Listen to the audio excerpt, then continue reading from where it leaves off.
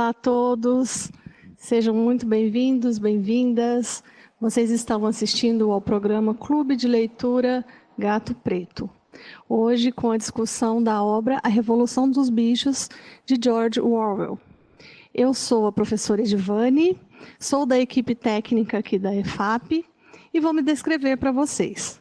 Eu sou uma mulher alta, tenho cabelos curtos, cacheados, minha pele é parda, estou usando um casaco preto, uma blusa com detalhes marrons, um cachecol marrom, uma calça cor ferrugem e uma bota marrom. Vou passar aqui para os nossos convidados e parceiros aqui de Clube de Leitura se apresentarem. Olá a todos, muito bem-vindos aqui ao nosso programa Clube de Leitura Gato Preto. Eu sou Carlos, eu sou um dos mediadores aqui do Clube de Leitura, temos aqui a Edivane e a Maria Fernanda também. E eu vou me descrever, eu sou descendente de orientais, eu tenho cabelo bem curto, grisalho, tenho 1,75 m, estou bastante agasalhado, em São Paulo está fazendo bastante frio, estou com uma jaqueta preta, blusa preta, um cachecol xadrez, calça jeans e sapatos pretos. Tá, então já aproveito a oportunidade para lembrar que a nossa programação continua no mês que vem. Estão todos convidados para participarem do nosso próximo clube de leitura, que vai ser sobre o Olhar e os Lírios do Campo, do Érico Veríssimo. Lembrando que a nossa programação já está definida até novembro, até o mês de novembro. Então são vários livros que foram, inclusive, selecionados pelo público do Clube de Leitura Gato Preto. Tá? Então, até novembro temos uma programação fechada, vocês estão olhando aí na tela, visualizando na tela todos os livros que estão programados, né, até o final do ano. Tá? Lembrando também que temos alguns convidados que a gente aguarda aqui a participação à distância. Tá bom? Então, bem-vindos a todos. Oi, pessoal, sejam bem-vindas, bem-vindos. Eu sou a professora Maria Fernanda, professora aqui do Centro de Mídias e Educação do Estado de São Paulo. Este é o meu sinal. Eu sou uma mulher de pele branca, olhos castanhos, cabelos ruivos, 1,70 m de altura, e hoje eu estou vestindo uma calça verde, uma blusa preta e um agasalho de lã de cor vinho. E é um prazer contar com todas e todos vocês no segundo encontro do nosso Clube de Leitura Gato Preto, que, como já foi cantada a bola aqui, vai se dedicar hoje a falar sobre A Revolução dos Bichos, de George Orwell. Nós não estamos sozinhos, a gente ainda tem 2 participantes convidados aqui com a gente. Eu vou passar a bola para o nosso professor do Centro de Mídias, professor Alcides, que muito gentilmente veio a brilhantar o nosso encontro. Antes de mais nada, é uma honra estar fazendo parte desse time aqui. Para mim foi muito legal esse engajamento, principalmente também porque eu tenho a oportunidade de aprender aqui com o compartilhamento de tudo que vocês vão trazer para nós. Eu quero agora me descrever. Eu sou um homem de 1,78 m, a cor que predomina a minha roupa é o cinza e o azul. Eu sou considerado moreno claro, tenho cabelos compridos, inclusive eles estão presos hoje em coque. Eu uso óculos e não sei se interessa a todos, eu sou palmeirense. Bom trabalho a todos aí. Olá, professores e professoras. Eu sou a professora Juliette, formadora da EFAP. Acho que alguns de vocês podem me conhecer, né? Eu faço formação na TPC. Eu sou uma mulher preta, de pele clara, tenho cabelos cacheados pretos, óculos dourados, estou com uma cacharel cinza, uma calça xadrez, estou de tênis. E é isso. Muito obrigada pelo convite de estar com vocês e obrigado aí quem está acompanhando, né, online. Olha, nós que agradecemos a presença de vocês. E além dos nossos convidados que vão compartilhar aqui a experiência da leitura, também queremos ver a participação de vocês aí pelo chat, né? Teremos algumas participações também de algumas pessoas que vão abrir a câmera para participar aqui ao vivo conosco. E se você se sentir à vontade e também quiser participar, é só pedir a palavra. Então, Para iniciar, vamos falar brevemente sobre o George Orwell, que, na verdade, é um pseudônimo, né? O seu nome de batismo é Eric Arthur Blair. Ele nasceu no dia 25 de junho, em 1903, na Índia. Porém, como seu pai ele é britânico, né? Era britânico, com menos de 1 ano de idade, eles foram morar na Inglaterra, onde o George estudou no Eton College, que é um colégio muito famoso da Inglaterra, e onde ele também, uma curiosidade, ele pôde ter aulas de francês com o autor do Admirável Mundo Novo, que é o Aldous Huxley. Mais tarde, ele veio a trabalhar na Polícia Civil, Polícia Imperial Indiana, na Birmânia, e ele também lutou na Guerra Civil Espanhola, ao lado dos republicanos, é claro. Ele teve uma breve vida, mas o que a gente lê e a gente pesquisa, né, o que é mais bacana, ele escreveu 9 obras. E todas essas obras foram baseadas em experiências vivenciadas assim muito intensamente. Ele começou a escrever lá em 1933, quando ele publicou Napier, em Paris e Londres. Foi quando ele abandonou a carreira militar e foi morar na rua, onde ele teve contato ali com as minorias, com os mendigos. Então, esse livro ele traz essa história. Em 1934, no seguinte ano, ele publicou Dias na Birmânia. 1933, Mantenha o Sistema. 1937, A Caminho de Wigan, onde ele vivenciou ali junto aos mineiros, né? Foi para uma mineradora, e ele trouxe essa experiência dele para essa obra. Lutando na Espanha, como eu já disse, ele lutou na Guerra Civil Espanhola, foi publicado em 1938. Um Pouco de Ar, por Favor, em 1939. Foi quando ele teve um problema de saúde, né? Um problema pulmonar, e ele foi se refugiar em Marrocos. E de lá ele escreveu essa obra. E foi apenas em 1945 que o autor teve sucesso na carreira literária, com a publicação do livro A Revolução dos Bichos. E depois o romancista publicou em 1949 sua obra mais famosa, que é o livro 1984. Essas duas últimas obras condenam os regimes totalitários, e ele falece em 21 de janeiro de 1950 em Londres. Então, a obra que nós vamos discutir hoje é sobre a vida dos animais que se rebelam, né, que se voltam contra os proprietários daquela fazenda, contra os humanos, e fazem ali uma revolução, onde eles expulsam os humanos e tomam a fazenda e criam ali dentro o seu próprio regime, que eles chamaram de animalismo, né? Então, eu não vou entrar muito em detalhe, porque eu acho que vale mais a discussão também. Essa obra ela é uma fábula, e nessa fábula são alegorias, né, desses animais que são ligados à Revolução Russa.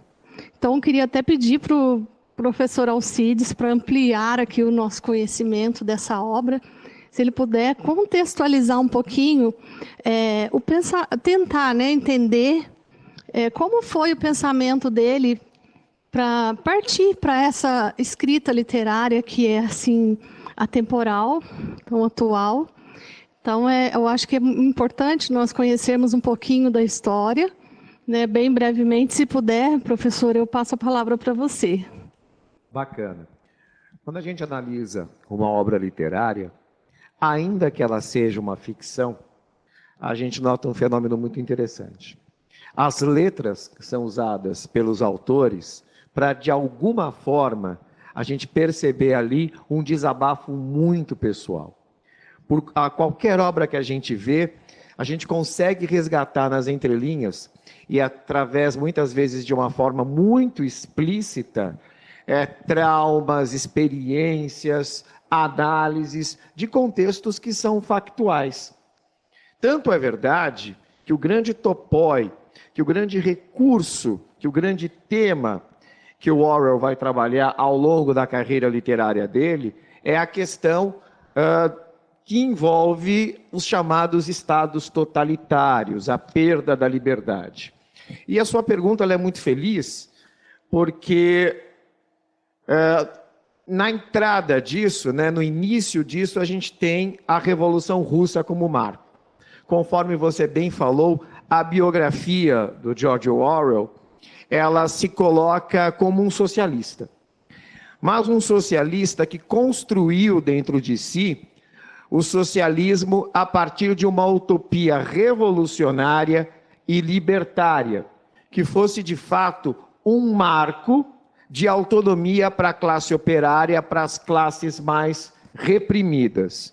E o que a gente tem no contexto da Revolução Russa é um encaminhamento aonde a teoria ela começa a se desprender da praxis e na prática a Revolução Russa, que acontece com o pretexto de libertar o povo oprimido russo de um império violento, autocrático, que era o czarismo, acaba com o correr do tempo fazendo com que esses mesmos fantasmas da repressão, da violência, da perda da liberdade, acabem se constituindo na base de um regime marcado politicamente pelo terror. E por que eu estou te falando, por que a gente está vendo isso? Porque nos primórdios da Revolução Russa, a condução que se queria desse fenômeno era uma condução democrática. A gente tem como grande mentor dessa perspectiva revolucionária o Karl Marx.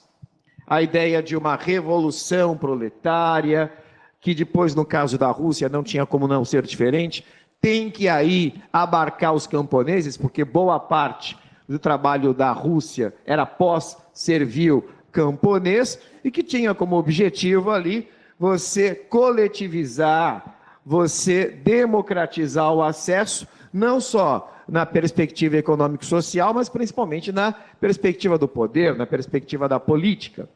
Só que entre o discurso e a prática, eu não vou aqui passar pano para aquilo que o Lenin acabou decidindo na condução revolucionária. Longe de mim ter essa pretensão. Mas a revolução, quando acontece, a gente nunca pode esquecer, né? Isso vale para golpe de Estado, vale para qualquer grande ruptura. Você fazer o processo revolucionário é uma coisa. Você fazer um golpe de Estado, que não é a mesma coisa que revolução, é uma coisa. Mas você manter o poder, você consolidar-se no poder, aí já se trata de uma outra, né? De um outro esforço. E por que você está falando isso? Porque a Revolução Russa, ela começa com esse discurso altamente libertário, de união dos trabalhadores para esse ensejo utópico da autonomia plena, aquilo que viria a se constituir no comunismo, só que a reação das potências estrangeiras e da elite na Rússia foi tão forte que a Revolução ela teve que caminhar para a implantação do terror para conseguir vencer os inimigos, os chamados contra-revolucionários. E, emendando aqui a questão que você me trouxe, a ideia, e aqui eu estou pegando as palavras do Lenin, era você instituir o chamado comunismo de guerra, que é uma prática de terror extremamente violenta, que foi usado para a vitória dos bolcheviques, que eram os líderes da Revolução Russa, naquele contexto. E o comunismo de guerra é você implantar o terror, obrigar, de uma forma muito violenta, o camponês, o operário, a se engajar no Exército Vermelho, no exército revolucionário, inclusive tirando dele todo o acesso a alimento, todo o acesso de recursos de sobrevivência. Então a questão é aqui, é assim, ou você luta pela causa. Só que assim que os bolcheviques vencem a Revolução Civil, que termina em 1921, o próprio Lenin percebe que não seria interessante manter esse estado de terror. A Revolução agora, ela tinha que passar por um período de flexibilidade, tanto do ponto de vista econômico e social, quanto do ponto de vista político. Quando eu falo de uma flexibilidade econômico-social, é você, inclusive, usar um método capitalista de produção de riqueza, que fica aqui a dica para os professores, para quem está nos acompanhando, que é a NEP, a nova política econômica. Você inserir a atividade privada, reinserir para poder enriquecer a Rússia, que estava completamente destruída, né? Porque você falou da Revolução Russa, mas a gente não pode esquecer que os antecedentes disso passam por uma crise pós-servilismo no campo, depois você tem aí a guerra com o Japão, que os russos perdem, para piorar depois vem a Primeira Guerra Mundial, que eles perdem, e depois vem uma guerra civil. Eu que já tive a oportunidade de ver documentos de época, é muito comum você ver as pessoas recorrendo ao canibalismo até. Ou seja, é uma situação de extrema pobreza, ao qual o Lenin ele não tem muito pudor em reinserir a economia capitalista com a pretensão de criar riqueza, porque você não tem como fazer socialismo se você não tem o que dividir. Como que você vai fazer o comunismo sem a possibilidade de divisão de bens?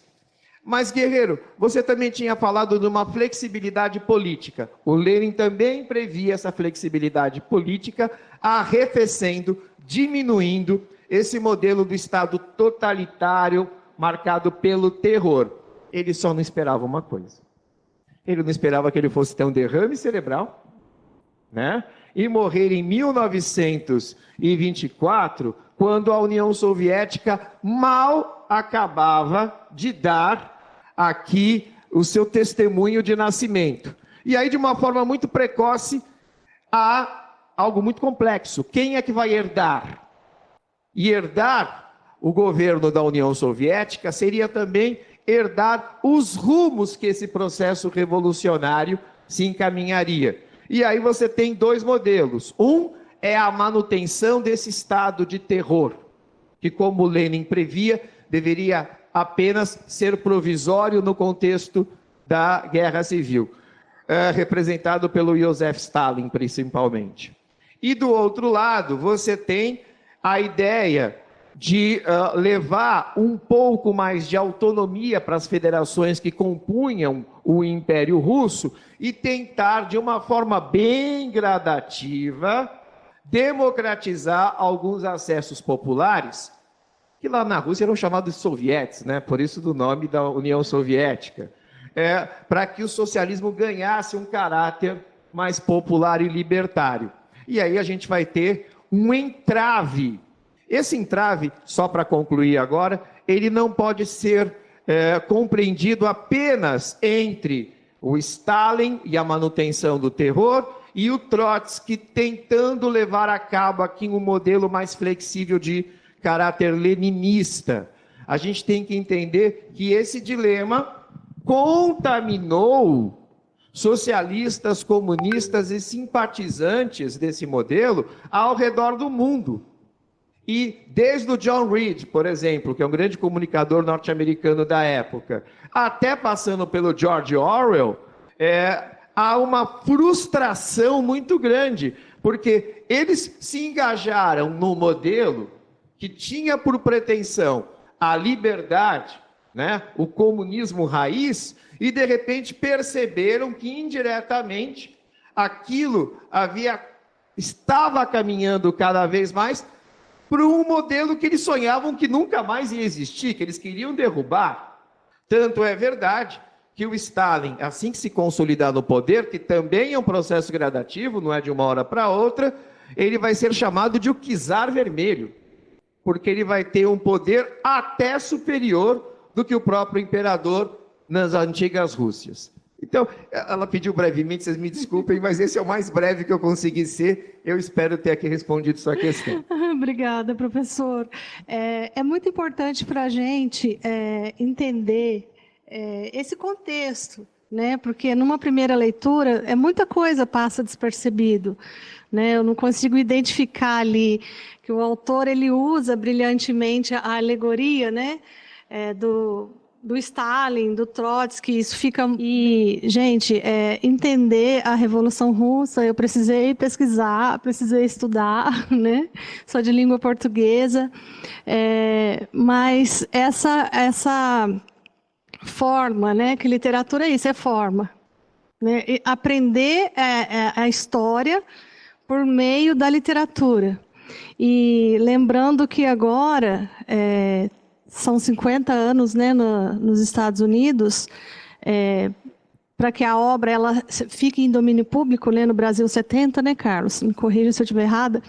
E tá assim, essa obra ela tá muito acessível e foi adaptada, né? Eu li a Revolução dos Bichos em quadrinhos, eu assisti o filme, eu vi que agora vão lançar uma edição em cordel, e isso é muito rico para a gente, né? Todo mundo ganha, principalmente os jovens, que são formatos mais atrativos. Então, aprender a história por meio da literatura é algo assim sensacional, né? Você aprender de uma forma diferente da história, né? Uma complementando a outra.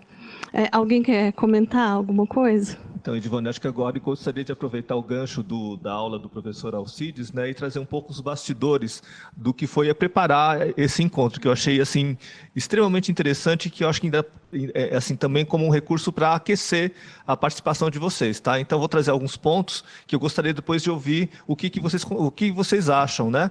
Então, assim, no princípio, nós todos ficamos muito preocupados com a temática que seria trazida por esse livro. Esse livro ele foi escolhido pelos participantes do Clube de Leitura, então a gente precisaria respeitar, né, que esse seria um dos livros da nossa programação. E agora vamos pensar também, né? Nós estamos num período de bastante conflitos, né, ideológicos, partidários, né, assim, os ânimos estão extremamente acirrados. E, a princípio, nós ficamos um pouco preocupados de trazer justamente um livro que, assim, historicamente, o professor Alcides trouxe isso para a gente, é um livro, assim, historicamente, uma crítica, né, ao comunismo, ao socialismo. Então, como que vai ficar isso, né, assim, numa discussão no clube de leitura?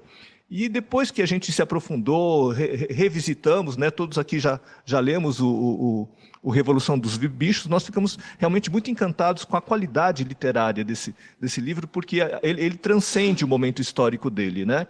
E o próprio George Orwell, ele coloca assim que esse livro, apesar de ter sido escrito num contexto, né, do que se refere aos problemas do sistema comunista, socialista que estava sendo implantado naquela ocasião, ele coloca que esse livro é fundamentalmente uma crítica, né, e um alerta à ameaça do totalitarismo. E isso independe, né, de linhas ideológicas e partidárias, né? Então é uma defesa à liberdade, né? Assim, é uma alerta, né, ao avanço dos totalitarismos, né? Então isso que a Edivane também trouxe, né, é uma obra literária de grande importância. Isso mostra a característica das grandes obras. As grandes obras, elas transcendem o seu momento histórico e de uma certa forma, até o eventual conteúdo ideológico, né? Ele está falando sobre o embate entre o totalitarismo e o direito à liberdade. Nós entendemos isso, tá? Então, uma colocação para aquecer aqui a participação de vocês também.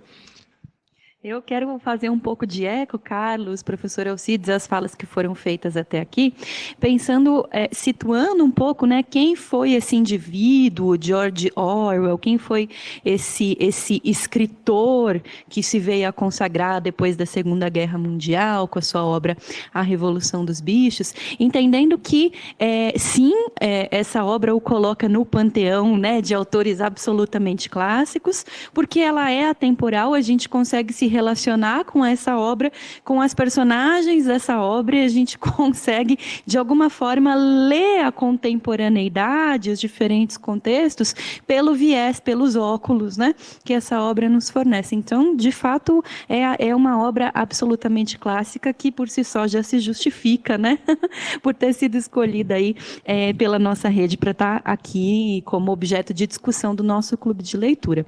Então, é interessante a gente pensar esse autor como um homem que nasce num descortinar de um novo século.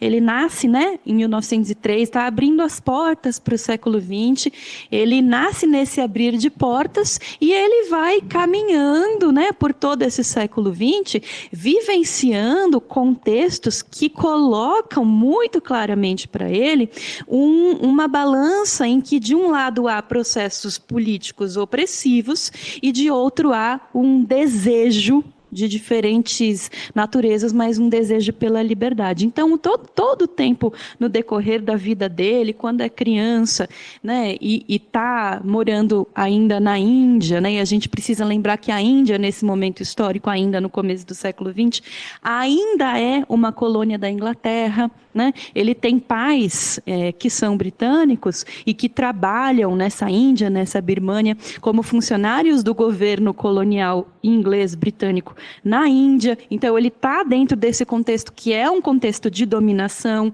de opressão. Ele já está vivenciando isso, esse cenário em que se opõe liberdade e opressão de alguma forma. Depois ele vai vivenciando, ele passa aí, vê de longe como espectador a Revolução Russa, vê como espectador a Primeira Guerra Mundial. Então, ele vai passando por todos esses processos em que a oposição de liberdade e opressão aparece muito clara, e tem um momento da vida dele em que ele se coloca de cabeça na luta pelo que ele considera, né, a liberdade, enfim, em termos políticos, né, quando ele vai lutar na Espanha, na Guerra Civil Espanhola, ao lado dos republicanos, para derrubada, né, do Franco. Aliás, a Guerra Civil Espanhola foi muito bem documentada por um outro literato ali da mesma envergadura, né, do Orwell, que foi o Ernest Hemingway, né, que escreveu Por Quem os Sinos Dobram, né?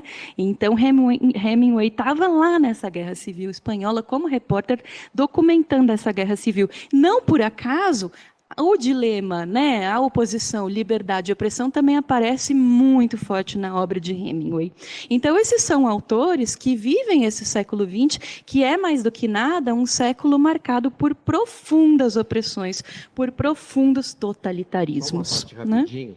A Guerra Civil Espanhola, ela é considerada a última guerra romântica da história. E as brigadas internacionais, elas foram organizadas com voluntários. Uhum. E eram voluntários que vinham do Japão, do Brasil, dos Estados Unidos, da Inglaterra.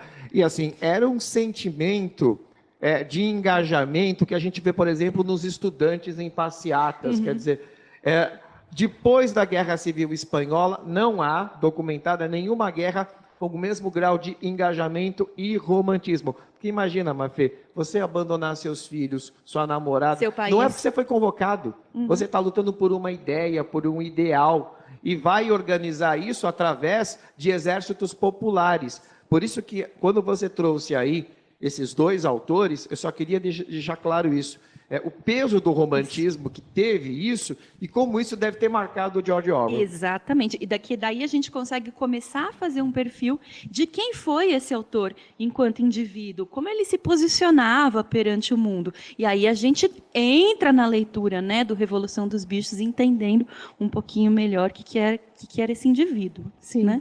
Rapidamente, eu gostaria de prestigiar a participação dos professores que estão nos acompanhando. Tá? Então, Vânia Branca. Ano passado, a sala de leitura, onde faço parte, da mesma como professora de sala de leitura, fizemos uma leitura coletiva envolvendo os 8 anos e 9 anos, inserindo o conteúdo de história das duas turmas como leitura associativa da narrativa dentro do contexto histórico. Foi maravilhoso o envolvimento dos alunos e a compreensão que tiveram a respeito das histórias narrativas. Obrigado, professora Sueli Justino. Muito bom mesmo. Camila, Paraquedas, excelente. Nádia, Maria, estão demais. Jaqueline, uma luta de poderes. Obrigado. Você falando da Guerra Civil Espanhola, inclusive, uma das narrativas mais belas, né? Você falou do romantismo sobre a Guerra Civil Espanhola, principalmente pela grande presença dos libertários e anarquistas, que eram, né, contrários a qualquer tipo de regime centralizado, foi do George Orwell, né? Ele tem, assim, não lembro o nome do texto dele, mas é de chorar, assim, é uma das mais lindas narrativas. Aí, como você bem colocou, todas essas vivências do George Orwell marcaram muito ele. E aí, por isso que eu acho que o Revolução dos Bichos é uma obra muito madura. E o centro dela, eu deslocaria um pouco. A questão não seria nem a opressão, né? Não seria nem a crítica ao regime totalitário, mas acho que ele faz uma crítica ao povo. Para mim é muito claro, assim, né? Eu li esse livro quando eu era bem jovem, né, quando eu gostava dos movimentos anarquistas, quando eu era jovem, li o livro, mas quando eu li agora para esse clube, eu tive outro entendimento e vi o quanto, e eu me senti um pouco incomodada, o quanto ele coloca a classe trabalhadora, né? A todo momento, você não vê esperança na classe trabalhadora, ele não coloca nenhum adjetivo bom na classe trabalhadora. Então, eu não sei se o foco seria condenar o regime totalitário. Eu acho que ele condena mais as revoluções e condena mais o povo do que o regime totalitário. Tanto é que do regime total, os porcos não fizeram muitas opressões em cima dos animais, né? Os animais, na verdade, eles não tinham muito poder de intervenção, né? Se vocês observarem, em todo momento, os adjetivos usados para os animais eram estúpidos, burros, né? Limitados. Então, eu acho que é mais uma crítica ao povo do que ao regime totalitário, né? Então, assim, o único lá inteligente lá era o burro, Benjamin, né? E que o Benjamin ainda era um personagem assim que não acreditava em nada, porque estava lá, ele dizia frases enigmáticas, né? Como eu já vivi muito e já sei no que isso vai dar. Então ele agia passivamente, apático a qualquer tipo de movimento. Então, eu não sei, eu acho que assim, me intrigou, né, tantas vivências românticas do George Orwell, e ele escreve, né, desacreditando de qualquer possibilidade o povo, entendeu? Eu gostaria de pegar o gancho aqui da Juliette, e uma outra conversa que nós tivemos, assim, também concordo, né, que é uma crítica às massas também, né? Eu acho que ele faz um verdadeiro tratado de todas as tipologias, né, que nós encontramos no nosso dia a dia de pessoas perante uma questão política, né? Então tem aqueles que são alienados, tem aqueles que são engajados, tem aqueles que dão sangue, né, mas não tem exatamente uma dimensão, um entendimento do que está acontecendo. E aí uma observação que me ocorre, assim, né? Ele realmente, eu sinto que ele faz um tratado de todos os tipos de pessoas no que se refere à identidade política. E nesse tratado, eu acho que foi verdadeiro tratado, né? Dos tipos que a gente encontra. Eu não, assim, eu gostaria de que ele trouxesse, talvez um desejo meu, trouxesse algum personagem que tivesse o germe da revolução, o germe da efetiva transformação, né? Eu acho que isso não aparece em nenhum dos personagens. Então, assim, acho que talvez uma provocação para vocês trazerem também as suas opiniões, as suas observações sobre isso. Então, talvez ele faça uma crítica à revolução e não ao regime totalitário, não sei, os dois. Eu acho que os dois. Será que a Ana Angélica acha disso? Eu tenho uma professora, a Ana Angélica, acho que quer entrar. Vamos ver se dá certo. Vamos ouvi-la.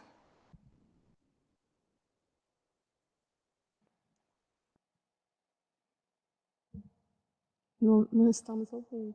Por enquanto, a gente ainda não tem o retorno da Ana Angélica. Ah, tá. Tá carregando? Combinado. Ana Angélica, não sei, acho que você já está nos vendo, nós não estamos te vendo ainda, mas a gente já recebeu a sua solicitação de participação aqui com a gente. Estamos carregando aqui, recebendo o seu sinal, agora a gente te vê. Não te ouvimos ainda. Ai. Por que será? Ana Angélica, muito bem-vinda. Tá? Obrigado pela sua participação. Estão me ouvindo agora? Não estamos te ouvindo, Ana Angélica. O que seu áudio está pena. desativado, Ana Angélica. Isso, perfeito. E o microfone. Como é que eu Uhum. faço? Microfone? Espera aí, então.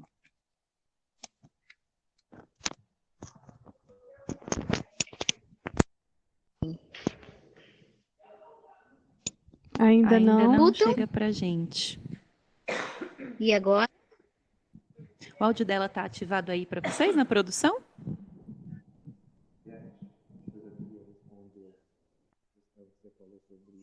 Está ativado? Está bem baixinho. A gente consegue te ouvir bem baixinho, Ana Angélica? Se você puder falar um pouquinho mais alto para ver se a gente consegue te ouvir. Tá, consegue ouvir agora? Não. Muito, muito, muito baixo. Vamos tentar restabelecer a conexão com ela?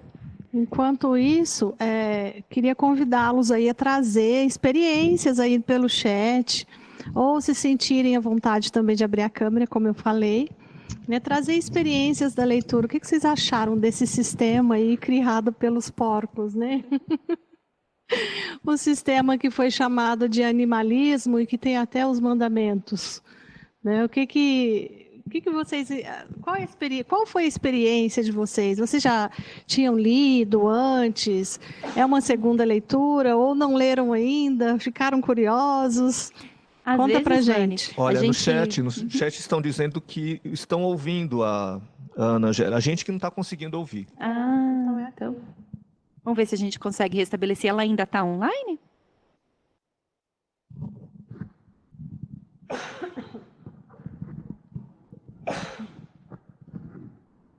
Enquanto a gente restabelece com a Ana Angélica, eu ia dizer que às vezes a gente entra em contato com essa obra indiretamente, porque ela é referência para tantos filmes, tantas séries, tantas coisas, né?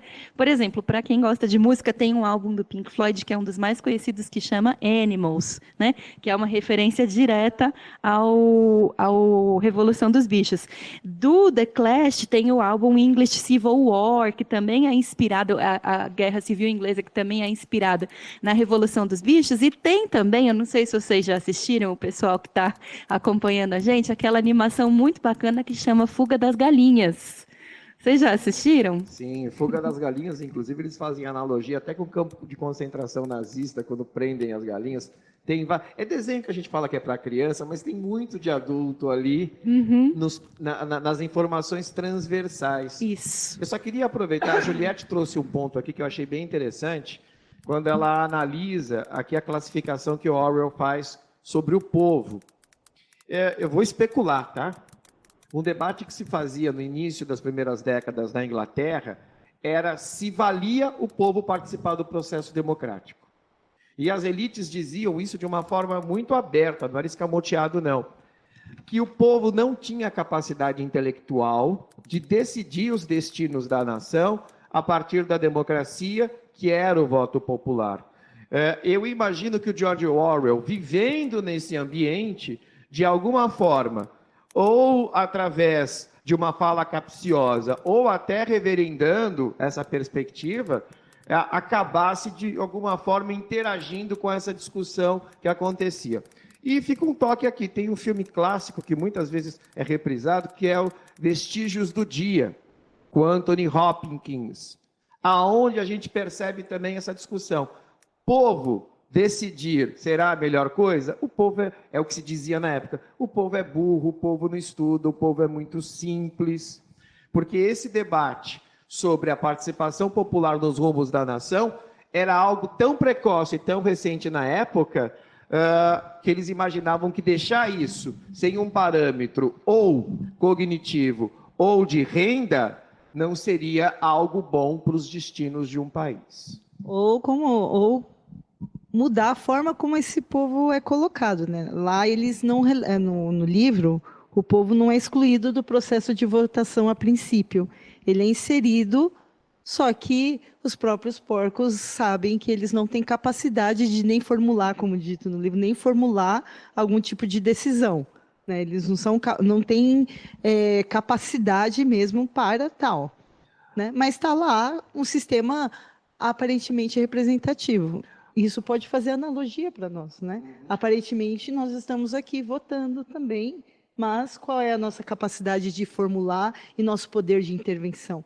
Então, isso que me incomodou. Ele coloca a todo momento o povo como, assim, não tem possibilidade de avançar além daqueles limites, né? Algumas contribuições das pessoas aqui sobre essa questão. Vejo assim também. É feita uma crítica à sociedade. Nádia Maria. Faltava conhecimento aos animais para questionarem as situações que Napoleão os impunham. Quando tentavam questionar, eram duramente punidos. Opinião da Nádia Maria. Sérgio Paulo, este livro do George Orwell é fabuloso. Expõe claramente o caráter da ditadura travestida de preocupação social. A falácia do discurso revolucionário, entretanto mentiroso, que evidentemente não atende às necessidades e reivindicações sociais, é desnudada de modo explícito. Mas eu acho que não era duramente punido, não. Lembra quando eles colocavam lá, quando questionava, aí o Garganta inventava uma historinha muito fajuta e todo mundo, não, temos que acreditar no líder e é isso. Então, eu não sei se era tão... A repressão não era tão grande, né? O Garganta, com todo aquele dom, de convencer, né, de que preto era branco, faziam com que eles acreditassem que o Napoleão sabia tudo, sabia o que estava fazendo. Então, foi aquela repressão que, por eles não saberem ler também, né, aí a gente vê a falta que faz a leitura, né, que as pessoas, eles não conseguiam ir além da letra B. Quem conseguiu ser alfabetizado ali foi o burro, que sabia ler e sabia interpretar ali os mandamentos. Eles não conseguiam, não tinham a capacidade, não tiveram a capacidade de interpretar os mandamentos, que ficou 4 pernas bons e 2 pernas...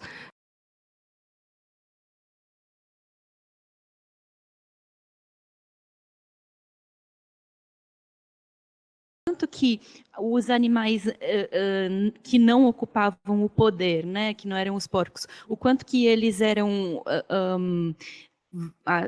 não conseguiam expressar opiniões, formular opiniões e nem expressar qualquer tipo de protesto ou repúdio àquilo que estava acontecendo.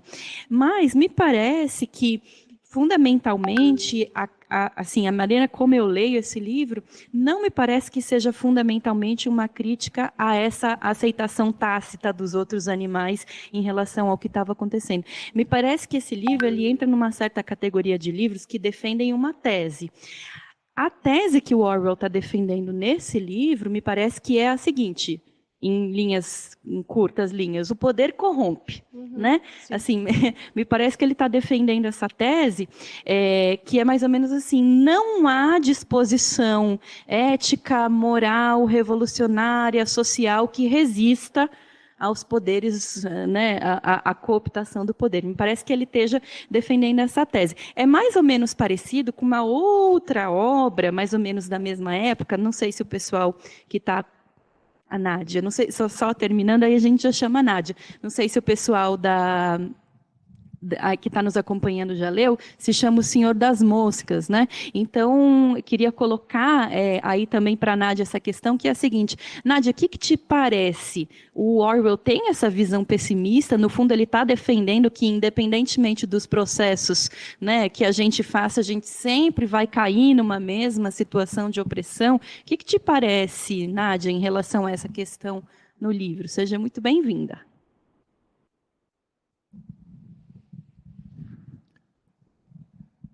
Nádia Maria, muito bem-vinda, tá? Obrigado pela participação, pelo aceite do convite.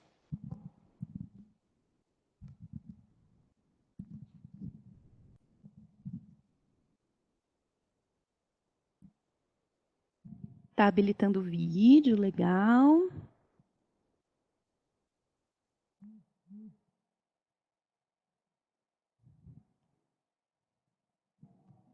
Chegou por aí, produção?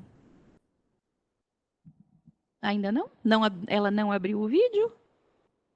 Não habilitou o vídeo, Nádia. Agora sim. Oi, Nádia. Tudo bem, Nádia? Seja bem-vinda. Muito obrigada pela participação. De onde Então, você fala? eu sou da Escola Levegildo de Limeira, diretoria de Limeira, né? É a primeira vez que eu li o livro. Quero agradecer ao Carlos ao convite. E para mim o que ficou assim forte, né? Foram alguns momentos que eles tentaram boicotar Napoleão e eles não conseguiram, né? Porque, como eu disse, as galinhas até tentaram, subiram no telhado e quebraram os ovos. E quando Napoleão soube, qual foi a reação dele? Que não desse nenhum alimento para elas. Quem tentasse era duramente punido. Por isso que eu a questionei, né, a nossa colega ali, nesse ponto de vista. E a gente sabe que quem realmente chega ao poder é corrompido, que no final do livro eles não conseguem ver mais quem é humano e quem são os porcos. Porque se afeiçoaram todos aos homens, se algum de nós estivesse ali, nós também seríamos corrompidos, né? Faríamos diferente? Conseguiríamos fazer diferente? Então, esse é o meu ponto de vista nesse momento. Comentar. Obrigada, Nádia. É bem assim, aquela cena mesmo das galinhas que a gente fala, nossa, agora vai, né? Sim, sim, Mas a gente espera Foi a primeira muito vez que você leu o livro, Nádia? Sim, foi sim. E qual foi sua impressão no final, quando você leu ali a última linha, né? E o livro acabou, o que passou pela sua cabeça imediatamente? Assim? Revoltante, porque como vocês disseram, transcende, né? Foi muito além, é super revoltante, porque quem consegue fazer diferente? Como eu disse, nós, alguém de vocês ou eu, se nós estivéssemos no poder, conseguiríamos fazer diferente, né? Essa é a minha pergunta. Conseguiríamos? Tentaríamos, mas conseguiríamos fazer diferente de Napoleão? Eu acho que no fim me parece que tudo vai ter que ser corrompido, né? Para que algum outro poder prevaleça.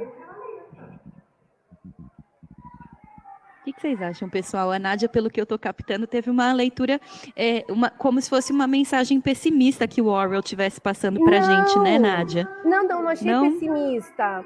Mas eu achei assim revoltante, porque de fato eu não sei se alguém de nós faríamos diferente no poder, entendeu? Mas ele é muito realista, verdadeiro no que ele coloca. Uhum. Eu posso só dar um pitaco aqui?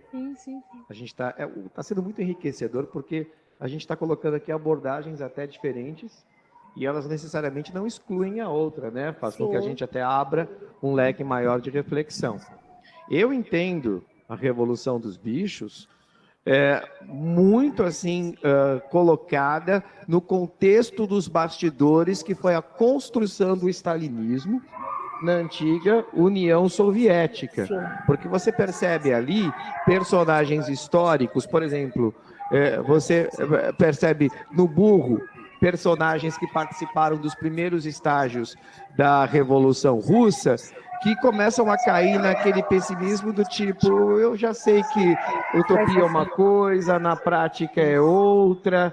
E essa questão que a gente debateu bastante nos bastidores, que foi trazido aqui, esses comentários em off que eu queria compartilhar, que a ideia é que essa construção de um Estado totalitário, ela nunca é do dia para a noite. Ela é sempre um processo muito gradativo, que vai normalizando condutas de exceção, e na medida em que as pessoas vão se acostumando com esses patamares cada vez mais severos de agressão e violência, imaginando até que ali seria o limite. Mas aquilo nada mais é do que o fortalecimento de uma musculatura que, quando se firmar, quando acabar, vai se constituir realmente num Estado totalitário. E até eu fiz aqui a analogia do sapo na panela. Se depois vocês quiserem lembrar e falar dela, de repente fica mais ilustrativo. Tem a Ana Angélica que acho que vai conseguir entrar de novo, mas eu concordo com você, que a coisa foi sendo assim, tão aos poucos, aquela imposição, a ameaça também, né? Você quer que o Jones volte, né? E sempre ali o Garganta fazendo o papel dele, fez muito bem, até dominar tudo. E quando viram, até que o Burro, quando chega lá as pessoas vão morrendo, né? E os que estão vindo, os mais jovens, nem vão se lembrar mais de como essa revolução começou. Já está no sistema. Uma parte rapidinho. O Garganta, por exemplo, ele está dentro de um contexto muito específico. Porque naquelas décadas se percebe claramente que o domínio das massas está no rádio. Está na comunicação social. Então, aquele personagem ele não foi à toa. Não. Ele representa a possibilidade de que o controle social não está mais nas armas. Está justamente na comunicação. Tem, inclusive, um filme em inglês que foi muito popular na época, de um rei gago, que o grande dilema dele era ser gago porque ele não conseguia se comunicar com as massas, e ele morria de inveja do Hitler, porque ele dizia, esse aí fala bem. Olha só. Né? Então, esse personagem que a gente já citou várias vezes, ele está dentro desse contexto da grande novidade que é o uso da comunicação social para a manutenção e para a consolidação de um processo, principalmente o totalitário. O que hoje é a internet, hein? Só uma coisa, e por isso que a opressão, ela não ocorria tanto pelos cachorros, que era a primeira impressão que dava, mas sim pela fala do Garganta. O Garganta era o grande agente ali, né? Bom, será que a Ana Angélica conseguiu conexão?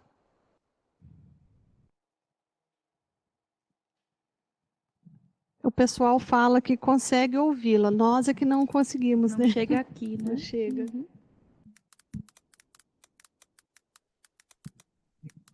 Ah, a gente conseguiu a conexão com ela. Vamos ver se a imagem e o som vem aqui pra gente. Vamos ver.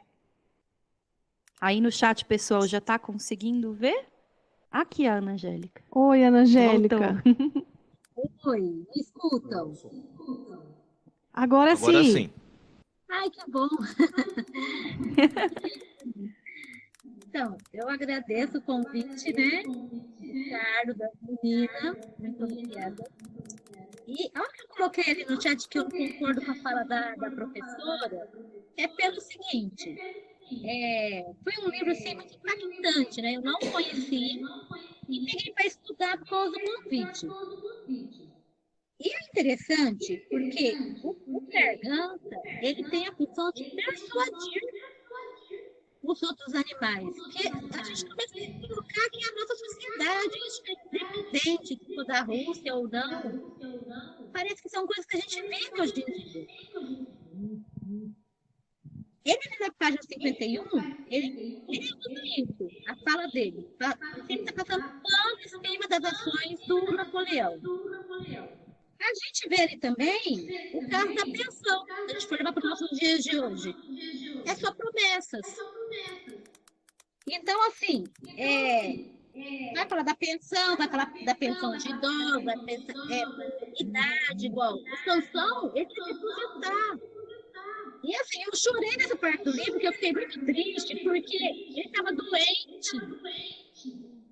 E ele tinha aquela vontade da revolução da terra, ele tinha aquele sonho. E foi tirado dele, porque ele ficou doente. Tipo assim, a gente está doente, o sistema entende o quê? Eu não sirvo mais para nada. E foi o que aconteceu com ele. Né? Então, é um livro que a gente consegue trazer para a nossa sociedade, para os nossos governantes. A gente consegue colocar esse livro, meu ponto de vista, é claro, né? Eu sou muito leiga no assunto. Mas a gente consegue se colocar dessa maneira. E eu fiz um monte de resumo aqui. Ó, o próprio Napoleão, o meu ponto de vista, do autor, era o quê? Era o Stalin lá, era o líder.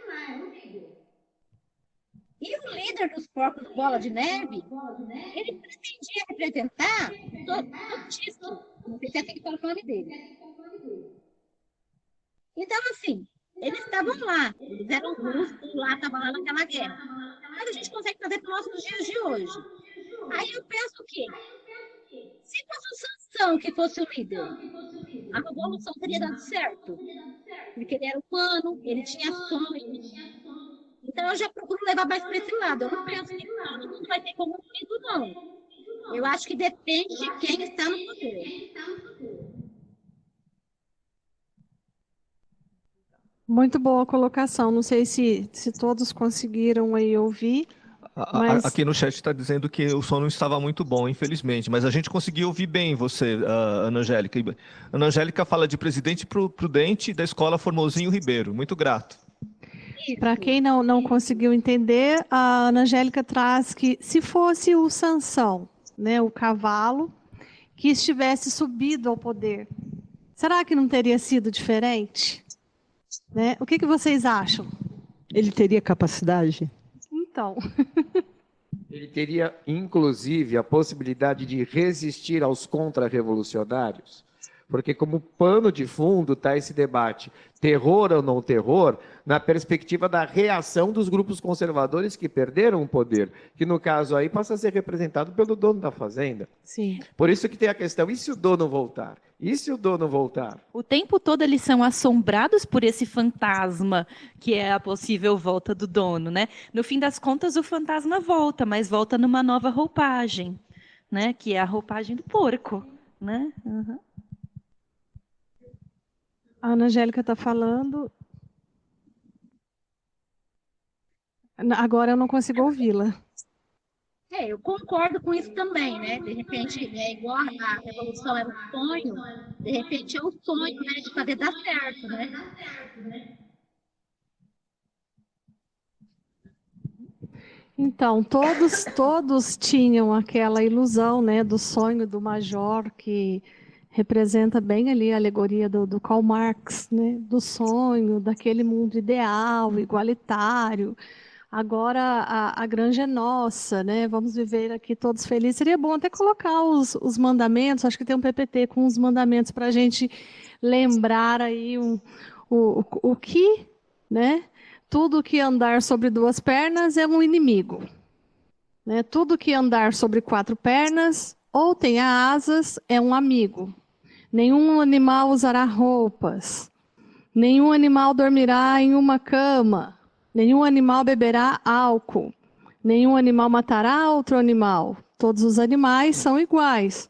Então, as ideias iniciais, né, era aquela lá do porco major representando ali a igualdade, mas depois que a pessoa está ali, né, foi diretamente, ele não foi escolhido, né, já foi decidido, é o porco, né, é o Napoleão, e o poder subiu,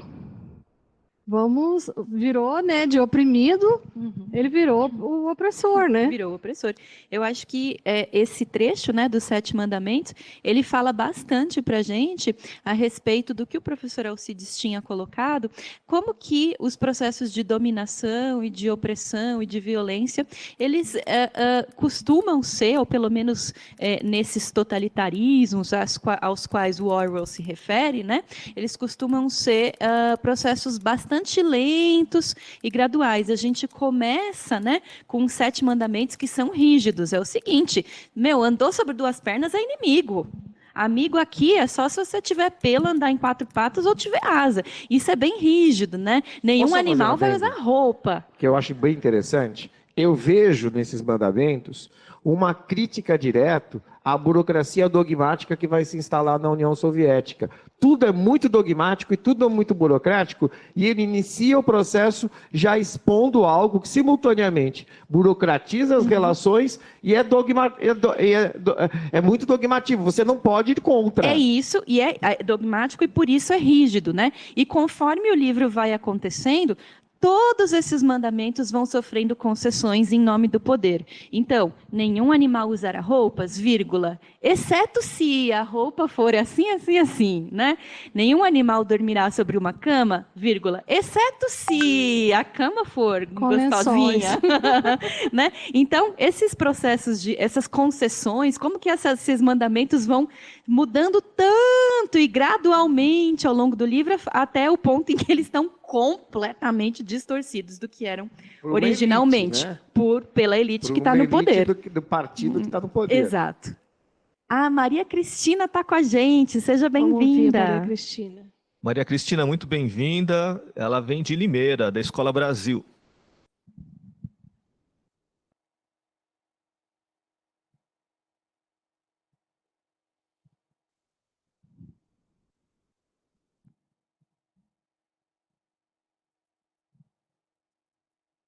Está conectando, né? Ela já habilitou o Vamos vídeo? aguardar um pouquinho. Ah, já está aparecendo aqui no aplicativo.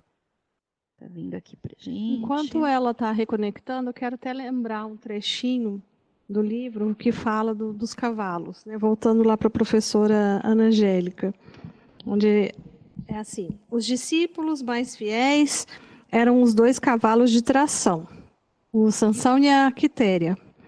Ambos tinham enormes dificuldades em pensar qualquer coisa por si próprios. Todavia, aceitando os porcos como instrutores, absorviam tudo quanto lhes era dito e passavam adiante para os outros animais, por simples repetição. Então, imagina se ele ia dar conta, né? Impossível. Esses 2 cavalos eram a grande representação do Do proletariado. proletariado. Né? E você percebe a quantidade de adjetivos que é utilizado para desqualificar todos os animais? Assim, é sempre desqualificando, e eu acho que faz parte da estética narrativa. Né? O rico de compartilhar essas experiências, como o professor já falou, é que a gente traz os nossos pontos e, ouvindo os outros, a gente amplia os nossos próprios. Né? Não que a gente não está aqui para julgar, não há o certo ou errado, porque é literatura, né, gente? Então, sintam-se à vontade também de participar, de abrir a câmera, de participar pelo chat. Vamos lá? Então, a professora Maria Cristina. Oi, boa noite, estão me ouvindo? Boa noite, sim. Sim, bem-vinda, Maria Cristina. Muito obrigada pelo convite, eu que agradeço. Sou daqui de Limeira, da Escola PEI Brasil. É uma grande honra estar participando nesse momento. Eu li esse livro, já tinha lido há algum tempo, e novamente li, por causa do convite também, né? E achei assim, é um livro muito interessante, é um livro bom, que realmente leva a gente a refletir em vários momentos. É igual eu estava lendo ali, que qualquer um que fosse ao poder, iria acontecer a mesma coisa. Se a gente tiver essa linha de raciocínio, aí a gente entra na nossa história. Então, a gente fica sem esperança de acreditar em alguém que possa vir fazer a diferença, né? E a questão também, que igual foi comentado dos 7 mandamentos. Eles fizeram os 7 mandamentos até propriamente quando que era interessante para eles. Depois, eles foram mudando esses mandamentos e que tem 2 frases que eu acho assim, que ficou bem marcante, né? Que até eu achei muito interessante, que é a que fala que 4 pernas bom, 2 pernas melhor. Porque até então eles falam em cima desses mandamentos, né? Ou seja, tudo que for de 4 patas é bom e de 2 não, que é fazendo uma questão de que os animais legal, o homem não. E depois tem essa fala no final, que aí é bem... É um ponto para a gente refletir, né? Que tudo é bom até que a gente não concorde em alguma coisa e vai mudando.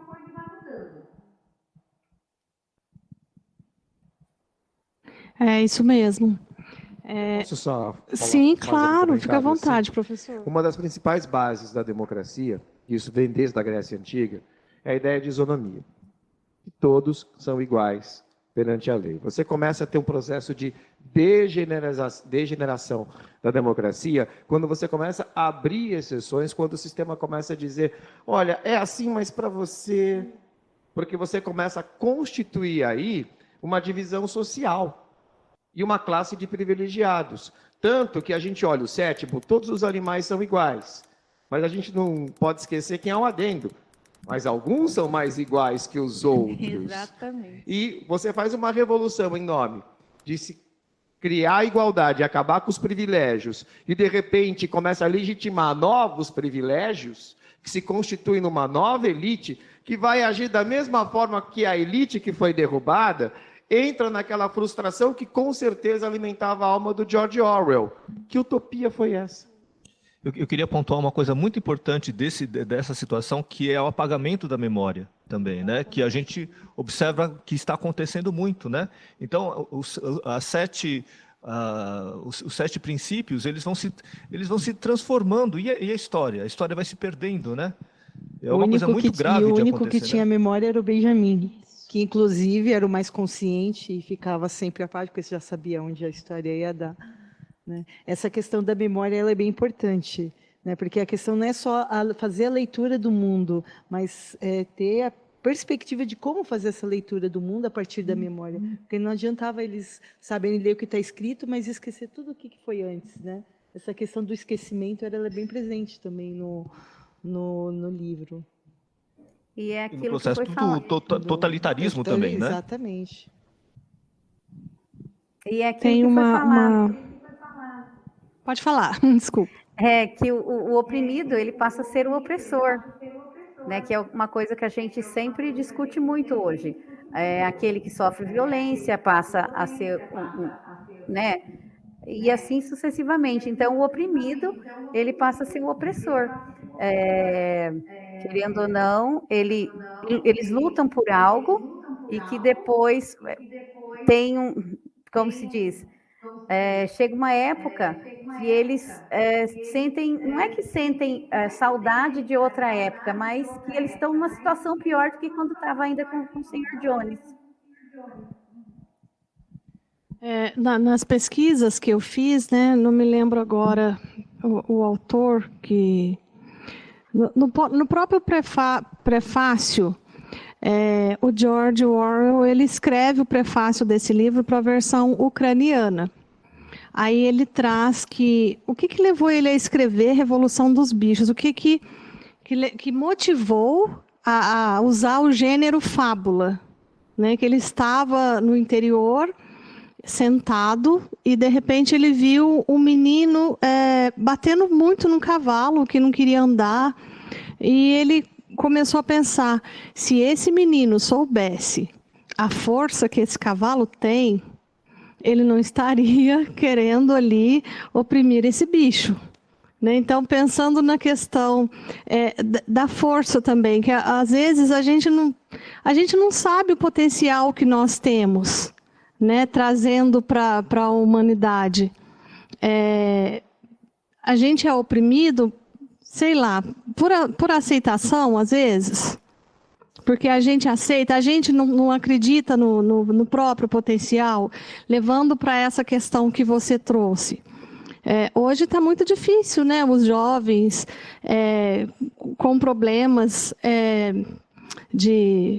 muito psicológicos, crises de ansiedade.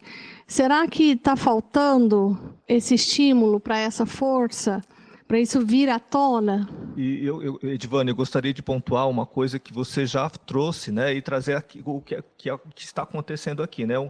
Nós gostamos muito de fazer o trabalho de clube de leitura porque nós sempre ampliamos muito o nosso entendimento e a nossa reflexão e a nossa visão das obras que foram lidas. Então, hoje, a Juliette trouxe uma coisa que eu não tinha pensado e que eu estou pensando agora, assim, né, que é o papel das massas, né, nesses processos totalitários, nesses processos de urgência de transformação. Então, a minha reflexão toda foi em cima, né, dos regimes, né, dos integrantes dos regimes de poder. E a população?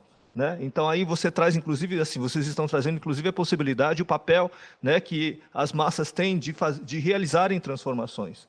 E aí, assim, mais um dado da dinâmica dos clubes de leitura, eles são sempre amplificadores, né? Não é o caso assim, estou certo, estou errado, né? Existem várias opiniões, e agora emerge em mim um ponto de vista de um autor que para mim é fundamental, que é o Milton Santos, o grande geógrafo Milton Santos, que fala que as grandes transformações, na perspectiva dele, não vão mais vir, né, das classes dominantes. Né, a renovação, o novo, virão das massas, né, e ele fala isso com muita propriedade. Então é algo que eu estou elaborando aqui também, né? Então, qual que é o papel dos animais nesse processo, né? Primeiro, acho que cabe até uma pergunta que um filósofo fez, acho que uma que é da filosofia deve saber mais se falar besteira, mas o Etienne Lavoisier, ele escreveu o discurso da servidão voluntária, acho que no século XV, e ele coloca essa questão central, né? O nome servidão voluntária. O que faz milhares de pessoas a se submeter a um homem só, né? E eu acho que essa reflexão ela é muito pungente assim, para pensar. Olha, eu estava até comentando com os colegas aqui,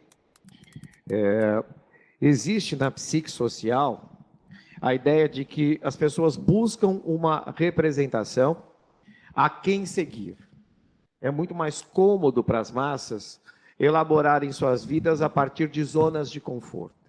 E a gente sabe que a cidadania, o protagonismo político, ele impõe determinadas atitudes que muitas vezes as massas delegam isso em nome de um conforto, de uma situação que elas julgam que possa ser muito mais interessante. O curioso é que a democracia contemporânea, ela traduz isso com a perspectiva da representatividade. Olha, você votou? Ok, você já fez o seu papel. Tem alguém que o representa e você pode voltar para a sua vida cotidiana, doméstica, etc, etc.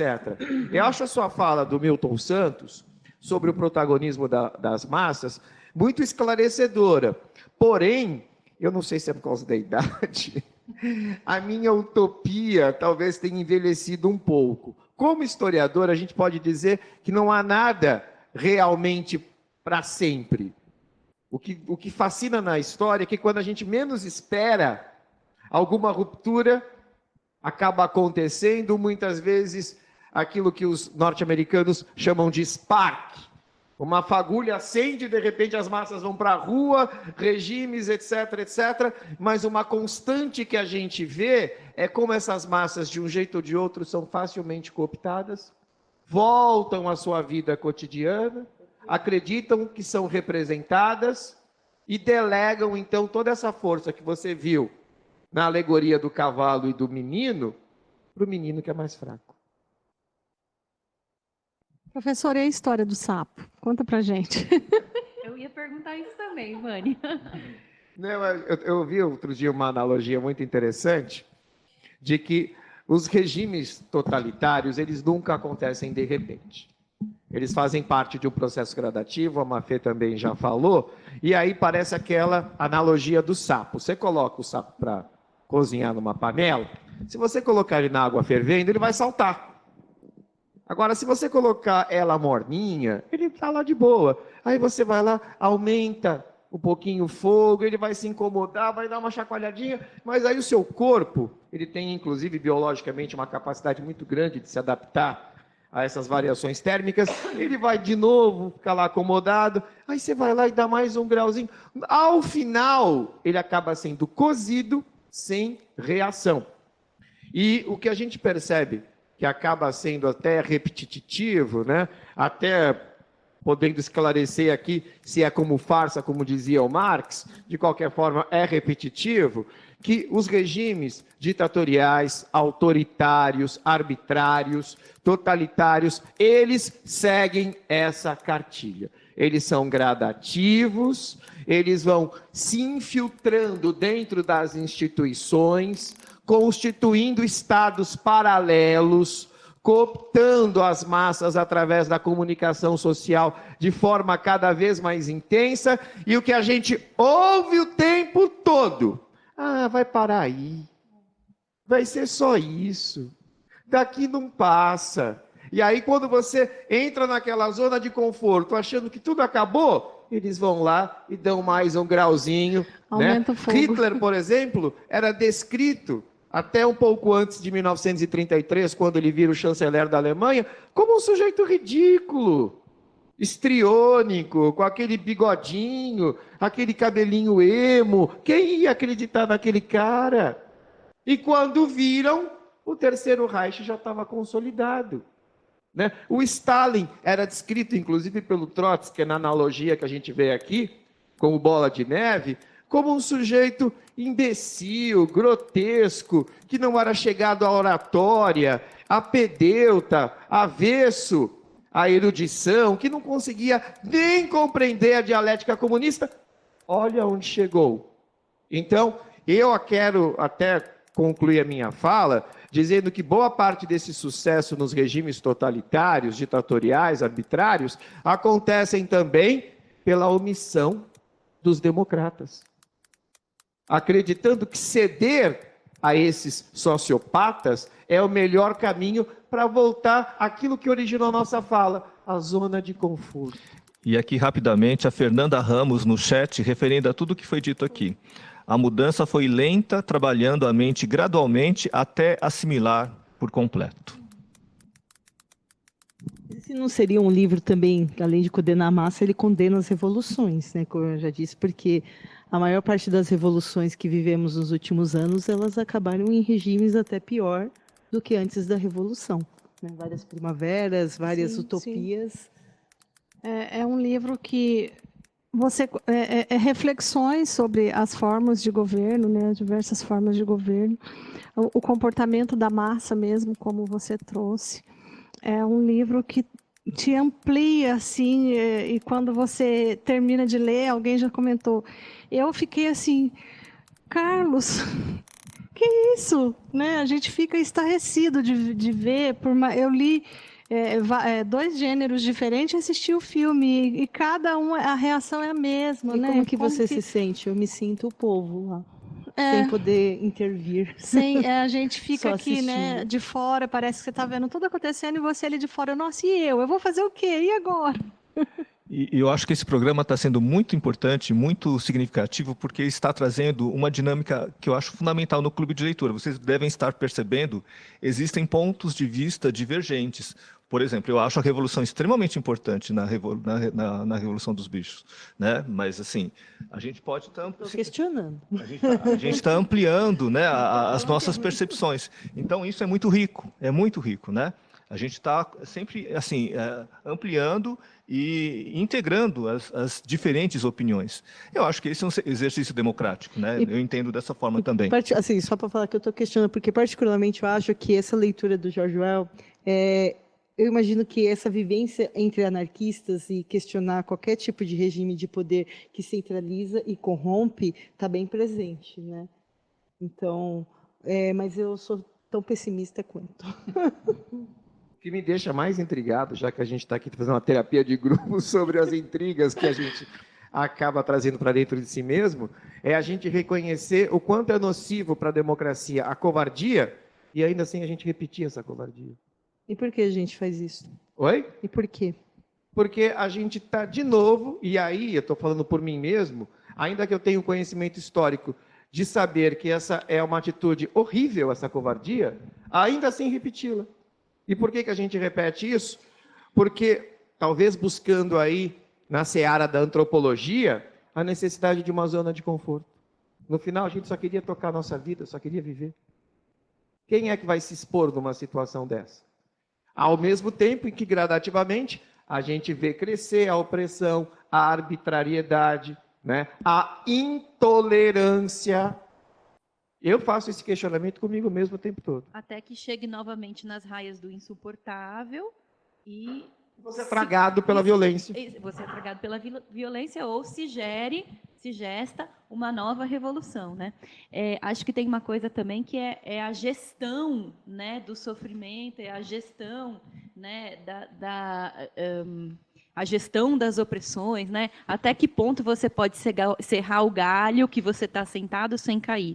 Até que ponto você pode oprimir, né, os indivíduos em nome da manutenção do poder sem que esses indivíduos respondam de maneira violenta, disruptiva, revolucionária, né?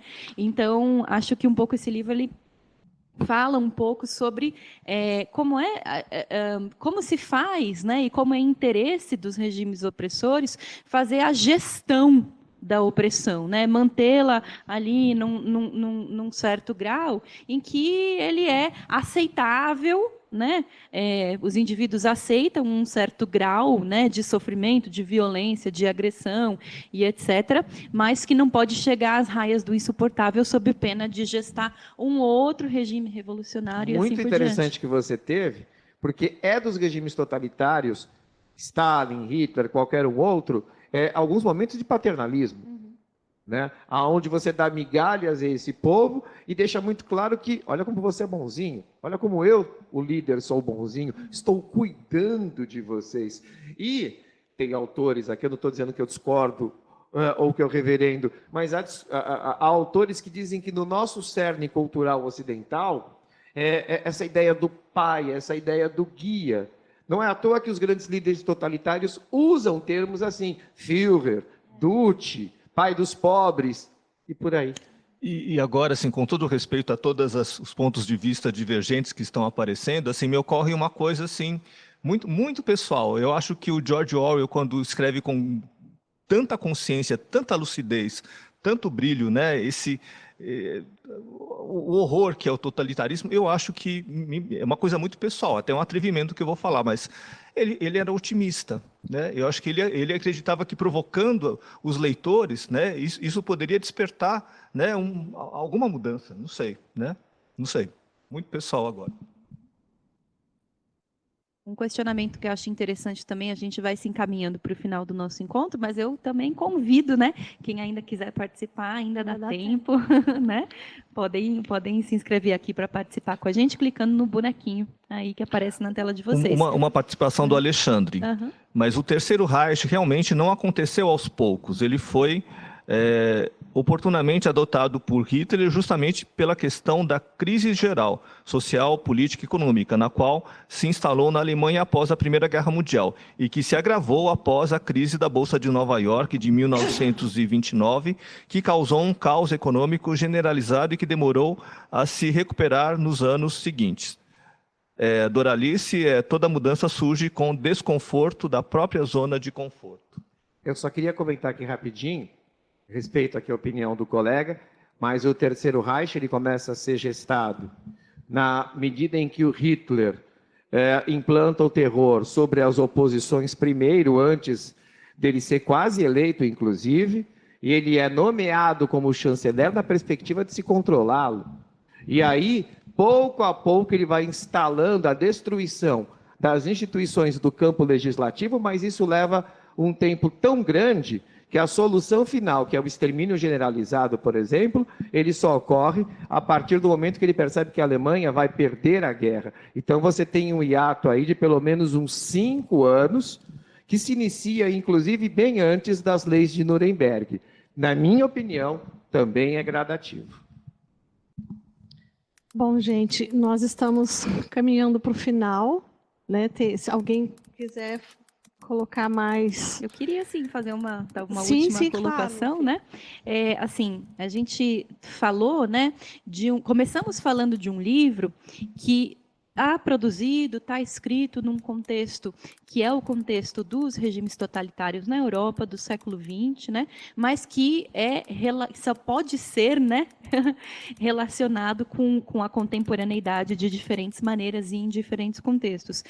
Por isso é uma obra clássica, porque a gente consegue se identificar, né, com os personagens, com a história e com os processos que vão sendo narrados pelo autor. É interessante que a gente termine o nosso encontro de hoje fazendo uma reflexão que vai para um pouco além, né, da reflexão do que está na pena do autor, tentando pensar o seguinte, aí jogando uma flecha, né, porque é impossível que a gente consiga abarcar, né, a complexidade dessa questão aqui no nosso clube de leitura, mas acho que a gente não poderia finalizar sem lançar essa flecha, que é a seguinte: os totalitarismos são página virada na história, né?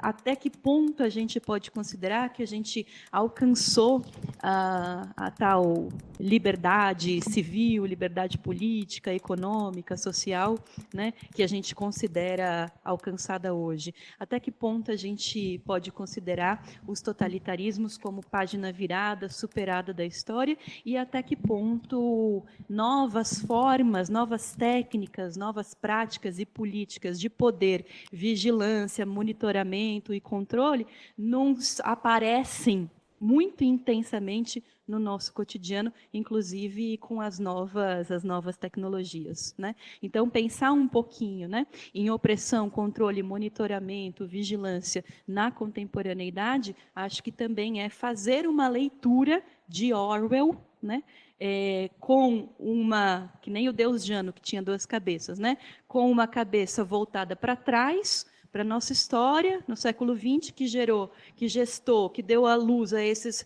regimes absolutamente desumanos e sanguinolentos, né? Mas também com olhos à frente, né?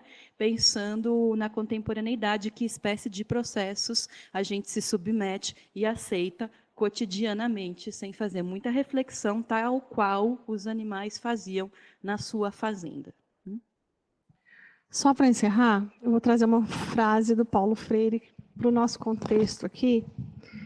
Quando a educação ela não é libertadora, o sonho do oprimido é ser o opressor. Só para ficar aí para reflexão. Bom, nesses últimos minutinhos, eu gostaria de agradecer a participação das professoras que abriram a câmera, veio participar com a gente, do professor Alcides, da Juliette, que contribui muito aqui, e dizer que cada obra que nós lemos é um desafio muito grande e um aprendizado maior ainda. Eu aprendo muito em cada um desses encontros. Aprendi muito sobre Carolina Maria de Jesus com o Quarto de Despejo, do último encontro. Aprendi muito hoje com o livro Revolução dos Bichos. E quero convidá-los aí para vir discutir com a gente a leitura de Olhai os Lírios do Campo, do Érico Veríssimo. Vamos dar uma... Tem a Mafia vai passar aqui. Tem um QR Code na tela. E queria ver se a Patrícia, que é da nossa equipe, ela consegue colocá-la no chat o link para inscrição, que acho que ainda dá tempo. Não sei se ela vai conseguir. Aí a gente vai dar uma acalmada nos ânimos aí, né? Com Olhai os Lírios do Campo, uma leitura que eu vou gostar muito de fazer, que eu li quando era bem jovenzinha ainda, adolescência, chorei horrores. Vamos trazer um pouco aí de... Vamos quebrar o gelo o próximo mês, né, Carlos? Então, lembrando que os nossos encontros, eles acontecem às últimas quartas-feiras do mês, né, às 17 horas. Hoje foi um dia atípico, né? Nós tivemos que adiantar aí o cronograma, né? Seria ontem. Por conta da programação aqui do Centro de Mídias, mas o próximo fica, eu não sei se coloca para a gente a data exata, isso, 29 de junho, né, quase férias aí, a maioria já leu esse livro, então vem para o encontro para trazer aí as suas impressões de leitura e contribuir aqui para a nossa roda de conversa, nosso bate-papo. Vocês serão muito bem-vindos, tá bom? Muito grato pela participação de todos, foi uma conversa excelente, espero que vocês tenham desfrutado aqui dessa troca de pontos de vista sempre muito ricos, tá? Então, um abraço a todos, até o próximo programa. Até breve, tchau, tchau. Tchau. Tchau, tchau, pessoal. Até o próximo.